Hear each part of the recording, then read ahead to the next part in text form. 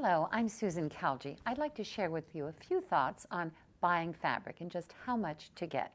Now, certainly the envelope has charts there that show you where to start, and it's often a very well thought out good starting point. But sometimes you vary from that, and you might need more or you might need less. So here are a few things to bear in mind, because these fabrics can get expensive and there's no need to be wasteful. And sometimes you're left with 3/8 or a half a yard of fabric, not really enough to do anything with, and it's a shame to buy more than you need. And it's really awful to have less than you need, too. So, where to begin? Well, sometimes it's a very straightforward process. Let's say you're making a simple little sheath skirt. You can figure out how much you need. Let's say it's a pencil skirt, side seams, your hips are 36 inches. Let's give you 4 inches of ease in the skirt, so you need 40 inches around. So basically need a front and a back, and let's see if you could get by with one length of 45-inch fabric. So here we are, we have our 20 inches wide in the front, 20 inches wide in the back. Let's add some seam allowances, 1 inch, 1 inch, 1 inch, 1 inch. Well, that all adds up to 44 inches, so certainly it would fit on a 45-inch wide piece of fabric. And let's figure out the length. Let's give you 2 inches up here for the seam allowance at the top. We'll do one of those grosgrain waistbands. Inner waistband stays, so we don't need a separate piece for the waistband. So 2 inches up there. Let's say this is an 18-inch skirt, and let's give you a 3-inch hem allowance. Well, that adds up to 23 inches. Well, 22 and a half is 5/8 of a yard, so you could probably eke it out of that.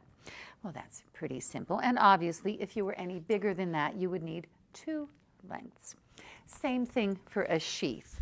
Let's say you're doing a simple sheath, again, 45-inch fabric. Well, if you're pretty slim, you could probably get away with it.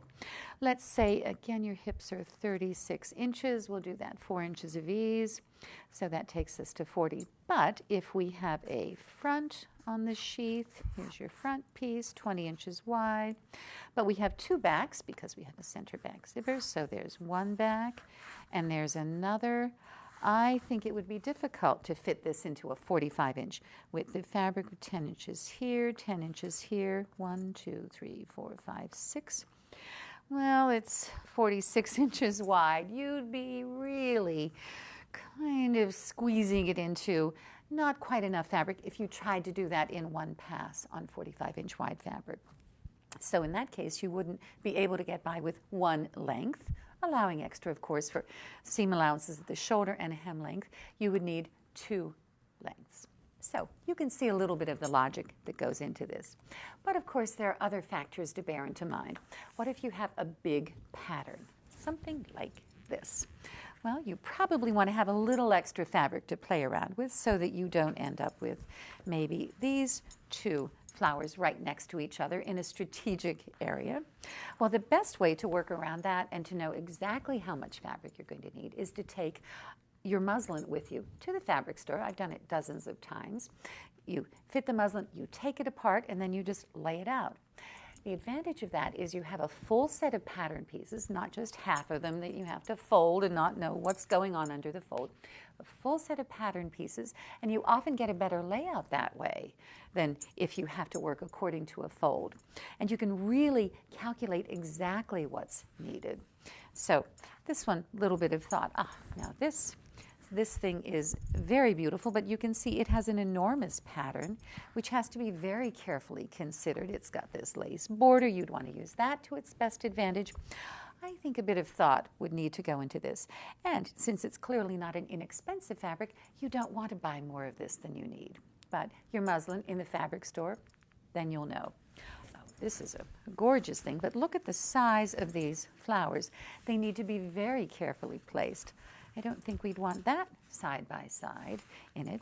But again, with that full set of pattern pieces, you know exactly what you need. Of course, stripes and plaids always take more. Here's a beautiful stripe. You know, it's not got a very big repeat, but that's something you need to think about. Is there a nap layout? And often with plaids there is. It's not just with corduroy and napped fabrics.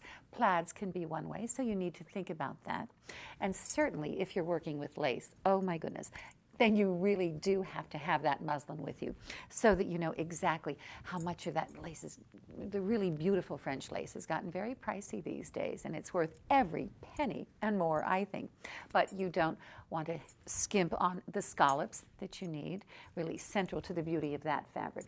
Another thing to bear in mind, finally, is, and you can see it actually a little bit along here, some fabrics get very unstable as you get near this selvage. Peonies and shantungs are notorious for that. So that's something to bear in mind. You know, sometimes a couple of inches of fabric along the edges aren't going to be of any use to you at all. So just a few things to think about the next time you buy fabric.